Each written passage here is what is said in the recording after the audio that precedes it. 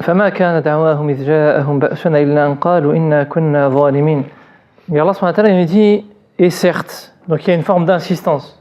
Donc فلا نسألن, il y a une insistance multiple dans ce verbe-là.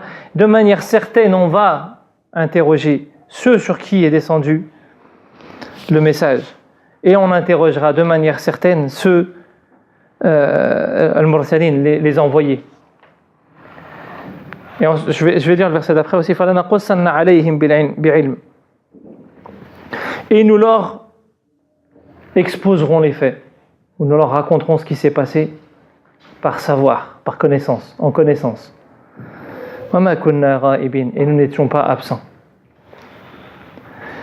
Et là, Allah subhanahu wa ta'ala nous dit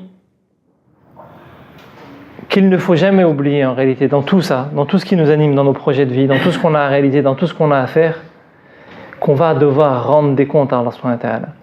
C'est-à-dire que là, en même temps, je fais référence depuis le début au fait de se détacher et de se confier à Dieu, mais là, Allah subhanahu wa ta'ala nous rappelle aussi que ce livre-là est un livre normatif.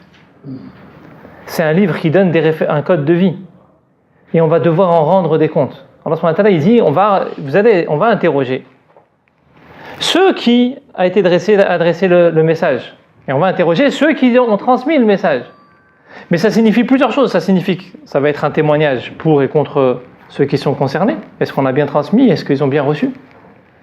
Parce qu'il y a des gens à qui est adressé le message. Et on devrait être les vecteurs de la transmission du message. Et Allah subhanahu wa ta'ala va les interroger. Ils vous ont-ils transmis le message?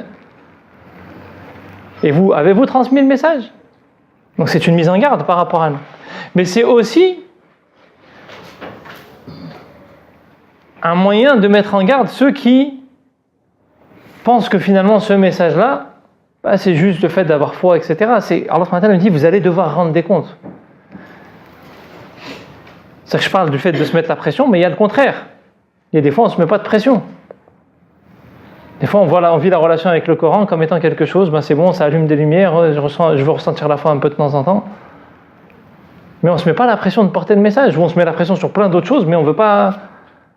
Et Allah subhanahu wa ta'ala dit, si le message vous est parvenu, ou si vous avez été parmi ceux qui avaient cette responsabilité de transmettre le message, parce que vous êtes dans la courroie de transmission, c'est-à-dire que quand tu es dans la chaîne, ça y est, c'est fini. Vous allez devoir rendre des comptes.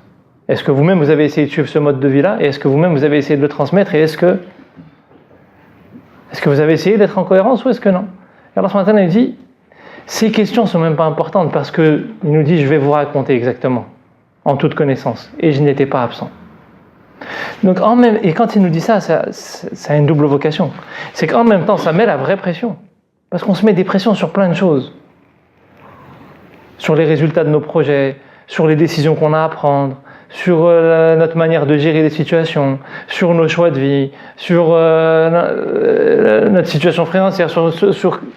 Allah subhanahu wa ta'ala dit, il est présent. On n'était pas absent. C'est-à-dire que ça met une pression. C'est-à-dire que toi, tu es en train de faire 15 000 calculs, mais est-ce que tu donnes la prima à Allah subhanahu wa ta'ala qui te dit que lui, il n'est pas absent, il est là. Comment est-ce qu'il est là? Dieu seul sait comment est-ce qu'il est là, mais il est là. Alors le verset répond par son savoir. Mais est-ce qu'on donne la prima à Allah subhanahu wa ta'ala? Nous, on se pose plein de calculs et Allah subhanahu wa ta'ala, il te dit, il est là. Et en même temps, ça met une pression parce que parfois, on n'est pas attentif. Souvent, on n'est pas attentif au fait qu'Allah subhanahu wa ta'ala, on se permet des choses en présence d'Allah subhanahu wa ta'ala. On rentre dans des calculs alors que Allah subhanahu wa ta'ala, il est là. On a des comportements en présence d'Allah subhanahu wa ta'ala. Et en même temps, ça veut dire qu'Allah subhanahu wa ta'ala, il est là tout le temps.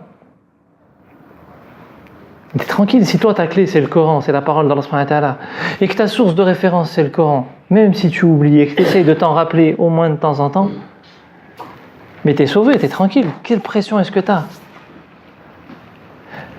C'est-à-dire qu'au moment où tu oublies, c'est dramatique. Mais au moment où tu t'en rappelles, en même temps, c'est dramatique parce que tu te dis, c'est grave ce que je viens de faire d'oublier Dieu, qui était présent, qui est présent de toute façon, parce qu'on ne peut même pas le conjuguer. Et en même temps, c'est la pression qui tombe parce que Dieu, alhamdoulilah, il n'est pas absent, t'es tranquille, c'est lui qui gère la situation.